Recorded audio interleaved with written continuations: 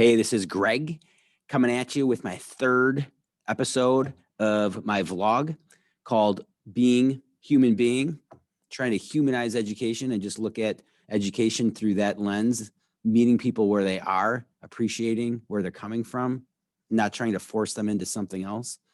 And I do these really quick reflections. And so that's what's going to go down today. I've decided to take an email that our superintendent sent out on Sunday. He sends out Sunday thoughts, and it's always cool stories, videos, articles, maybe just something funny that gets us prepared for our next week. And today's Thursday, and I've been thinking about this email that he sent out since Sunday. So I know it was good. So I think I'm going to bring up 3 different things that were in this email and then just reflect on them for my vlog, for my video reflection. So Dr. Lexman shared an open letter to educators written by a retired superintendent named Dr. Teresa Thayer Snyder. And here are the 3 snippets of the letter.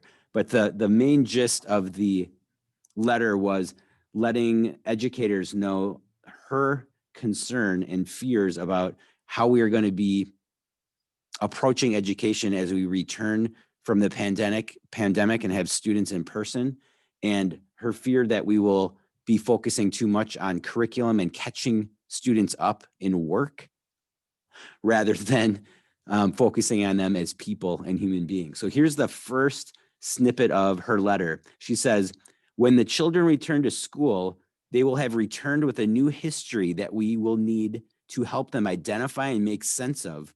When the children return to school, we will need to listen to them, let their stories be told.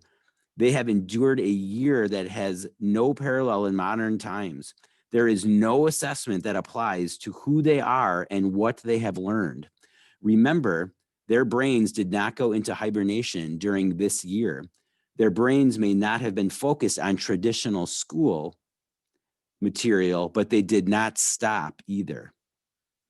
Interesting. So I was thinking about that and the disservice that we would provide to students if we came back to school and jumped right back in to canned curriculum, and how that would ignore the development of these young people and these young human beings. It would be denying them from the learning of whatever space that they're in when they get back. And we just cannot do that. So I agree. Second snippet, "I sincerely plead with my colleagues to surrender the artificial constructs that measure achievement and greet the children where they are, not where they think they should be. They missed you. They did not miss test prep. They did not miss the worksheets. They did not miss the reading groups. They did not miss the homework. They missed you." Thought that was powerful. So again, our students, they're kids, they're human beings. They're not numbers. They're not just one member of a large flock. They're not people that should be just lumped into one large group. So we need to treat them as individuals when they return, because that is exactly what they are. And that is exactly how they've gone through this time and this pandemic, is as individuals. They've all had different experiences. So we can't come back and just lump them all back in again. We just can't do it. All right, third snippet. Here we go, folks. "Resist the pressure from whatever powers that be who are in the hurry to fix kids and make up for the lost time. The time was not lost. It was invested in surviving a historic period of time in their lives. The children do not need to be fixed. They are not broken. They need to be heard. The children do not need to be fixed. They are not broken. They need to be heard." Awesome. I think from a distance, we all know that and believe that. And I think a large lump of educators and teachers specifically wants to do that. And my fear is whether they will be allowed to do that.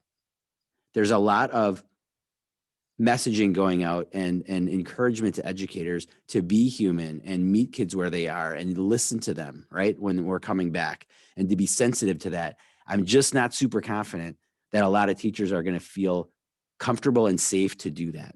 So as much as this letter is calling out to teachers to do that, I want to call out to school leaders and administrators, because it's not in what you say, but it's in what you do. So my fear is that there might be some school leaders across the country that are going to be telling teachers, hold off on the curriculum. We don't have to catch kids up. Let's see where they are as people. Let's connect with them. Let's see what their real lived experience is, and then go from there with these kids. I think that it's very difficult for a teacher to just hear an administrator or a school leader say that if there hasn't been a history of safety and encouragement to meet kids where they are, and help teach them up to be amazing, awesome human beings, kids that are heard and listened to and validated and valued rather than a test score. So I'll just end with that. I'm going to challenge myself as a school leader to empower our staff and our kids to take our time when students come back, to meet them where they are.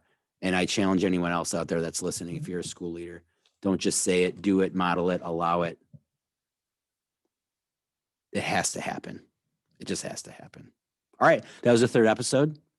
I'm going to hit stop now, save these with hopefully a bunch of other ones. Hopefully I'll keep doing this, and then look back at them later and hopefully grow as a person and as a professional. Thanks for listening. Bye.